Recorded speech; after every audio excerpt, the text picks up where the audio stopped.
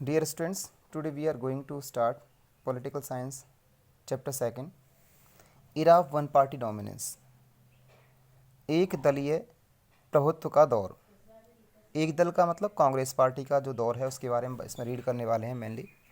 इसमें पढ़ेंगे हम चैलेंज ऑफ बिल्डिंग डेमोक्रेसी, लोकतंत्र के निर्माण की चुनौती। जैसा कि आपने चैप्टर फर्स्ट में पढ़ा था, there were 3 challenge against India and the first challenge was to make India as a united country, and the second challenge was to establish or sustain democracy. In this topic we are going to study about the challenge of building democracy, कि लोकतंत्र को कैसे स्थापित किया जाए, कैसे कायम रखा जाए, उस चुनौती से जुड़ा हुआ एक टॉपिक है आपका। तो फर्स्ट है आपका, इसमें कुछ फैक्ट्स दे रखे हैं।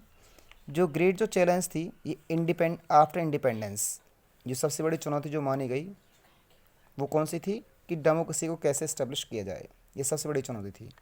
जो प्रिंसली स्टेट्स की चुनौती थी, देश को एकता के सूत्र में बांध कर रखने की जो चुनौती थी, उसको सरदार वल्लभ भाई पटेल तथा हमारे देश के नेताओं के द्वारा उसको सॉल्व कर लिया गया।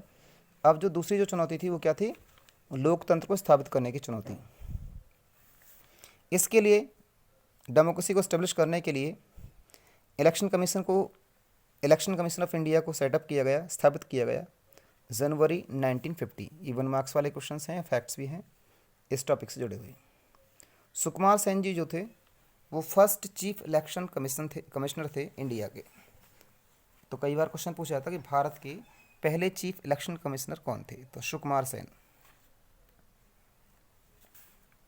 हमारा जो संविधान था देश का 26 नवंबर 1949 को अडॉप्ट किया गया, स्वीकार किया गया।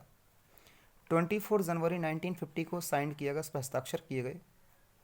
And 26 January 1950 came into effect. जो हमारा संविधान था जो अस्तित्व में आया वो था 26 जनवरी 1950 को, उसको लागू किया गया था। काफ़ी इंटरेस्टिंग क्वेश्चन आता है आपका।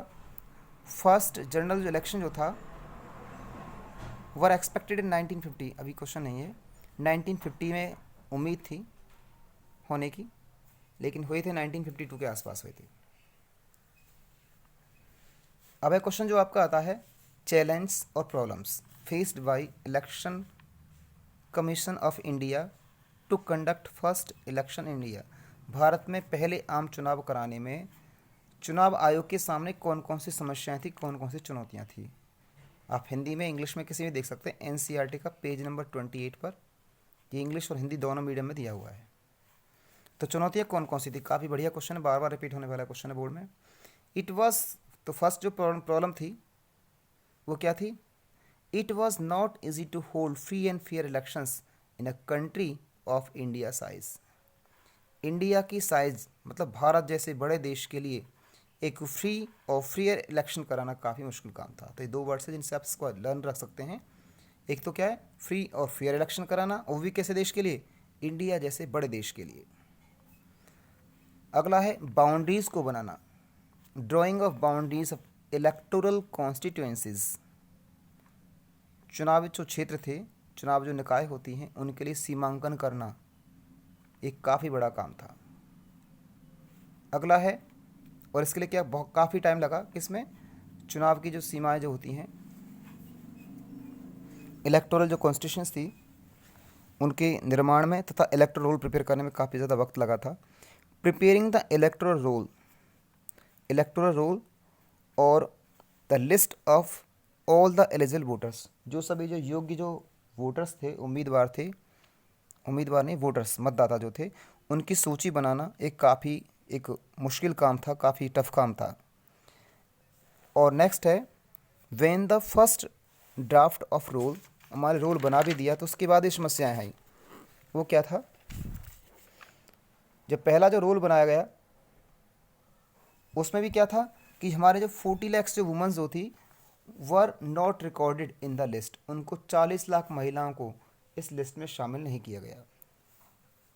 तो जब इस लिस्ट को पब्लिश किया गया, इट वॉज डिस्कवर्ड दैट, तो ये पाया गया that the names of nearly 40 lakh women were not recorded in the list, कि 40 लाख महिलाएं जो थी वोटर लिस्ट में उनका नाम आने से रह गया। नेक्स्ट पॉइंट है इनके अलावा उनकी जो एंट्री की गई वो भी गलत तरीके से की गई। किस तरह से एंट्री की गई? दे वर लिस्टेड एज वाइफ ऑफ और डॉटर ऑफ, मतलब लड़कियों का या स्त्रियों का उनका नाम नहीं लिखा गया। इसे लिखना चाहिए था कि मीना, लेकिन मीना की जगह क्या लिखा कि भगवान सिंह की पत्नी, बस इतना लिख दिया। तो ये क्या था, हिंदी में बात करें तो इसमें था कि जो एंट्रीज जो की गई वो अला की बेटी, फला की बेटी, जैसे मोहनलाल की बेटी, बस ये लिख दिया, नाम नहीं लिखा उसका, मोहनलाल की बेटी, सोहनलाल की बेटी, या ऐसे इस तरह से नाम लिख करके उसकी पत्नी। तो ये एंट्रीज होती हैं, इनको मानने से इलेक्शन कमीशन ने मना कर दिया कि इस तरह की एंट्रीज क्या हैं, गलत हैं ये। In order to revision it's possible, और इलेक्शन कमीशन ने इनको मानने से मना करने के बाद क्या कहा कि एक नई जो लिस्ट तैयार की जाए, उसमें काफ़ी वक्त लगा था। These were the problems faced by the election commission of India. अब बात करते हैं कि जो पहला जो आम चुनाव था, कुछ खास बातों को लेकर के, कुछ इन बातों को लेकर के काफ़ी खास था। तो कौन कौन सी बातें थी इनके बारे में जानते हैं। तो why did first election in India were considered as a great और स्पेशल वैल्यू। तो आपका क्वेश्चन भी आता है, जरूर नहीं फीचर्स वर्ड से आए। तो फर्स्ट जनरल इलेक्शन से जुड़े कुछ फैक्ट्स हैं या उनके जो फीचर्स भी कह सकते हैं।